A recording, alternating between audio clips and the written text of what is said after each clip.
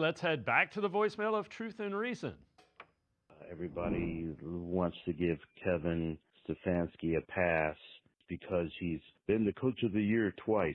What have you done for me lately?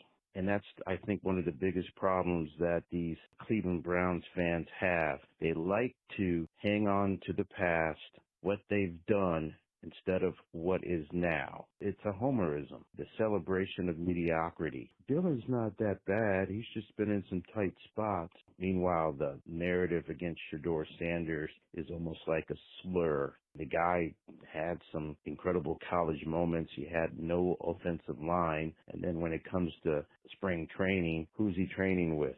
DoorDash driver, O-lineman. And then what kills me is the focus is on a quarterback for next year when the Browns need to be focusing on getting an O-line and some swifty receivers. The fans deserve better.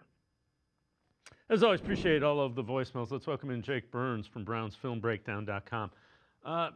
Jake, I get the thought of what have you done for me lately? The question becomes how much of what Kevin is dealing with was given to him from above relative to coaching staff and those things. And you got to tell me what we're going to. Change for the sake of change never works out well. See what we did in the early years of Jimmy Haslam's ownership. And I'm not saying they should definitively keep Kevin Stefanski either. Yeah, quite the difficult situation when you think about it, because they are clearly lacking talent. I think we can all accept that two things can be true, that like they're missing talent that would help them win. I don't want to say win, but would help the offense be in a better spot week to week to put up more points. There's obviously no guarantee those point totals win football games, et cetera, et cetera. But I certainly think if anybody is to tell you that this team has enough talent to consistently perform on offense and win football games through the offense, that's just not true. Now, I don't believe he's done well enough as a play caller, designing, structuring, identifying the offense that works best for his guys, getting them to filter through there. So, like, I don't feel confident in the fact that he can build something right now based on the way the last 4 seasons have gone that is going to be sustainable. Because if you look and you stretch out the long form of this offense, it's since 2022 season, it's the league's worst EPA over that time period. And that's not just like, hey, they had, bad breaks happen here. That you can't be the worst offense in EPA over that long a period of time, usually without people losing jobs in seriously important positions. And I do understand that there are excuses that can be made, but I do think there are probably excuses that can be made by a lot of different people that have been fired over the years. So I just don't think Kevin is the level of play caller that can overcome issues in personnel. And if that's going to be the case, then you're always having to invest and always having to put the best resources into your offense, which I just don't think is something you can guarantee consistently over the course of a duration of time. Now, he's also given up play calling 2 years in a row. The reasoning for that, what you want to believe, do with it what you will, but I don't think that's a healthy way to run an organization either.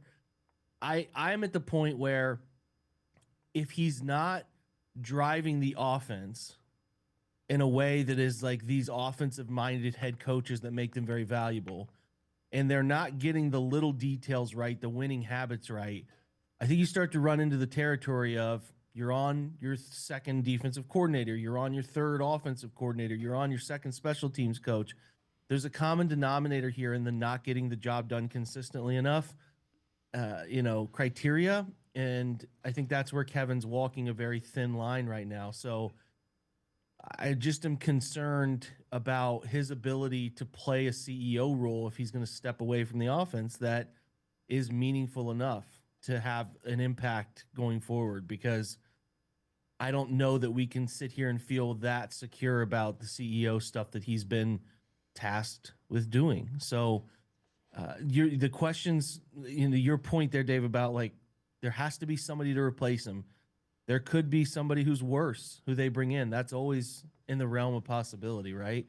So that's, the dangerous place that we're living here. But, keeping somebody just because of like these, the Coach of the Year award is a very narrative driven award. Brian Dable won a Coach of the Year and he just got fired. Like it just is, the NFL it's not for long for a reason.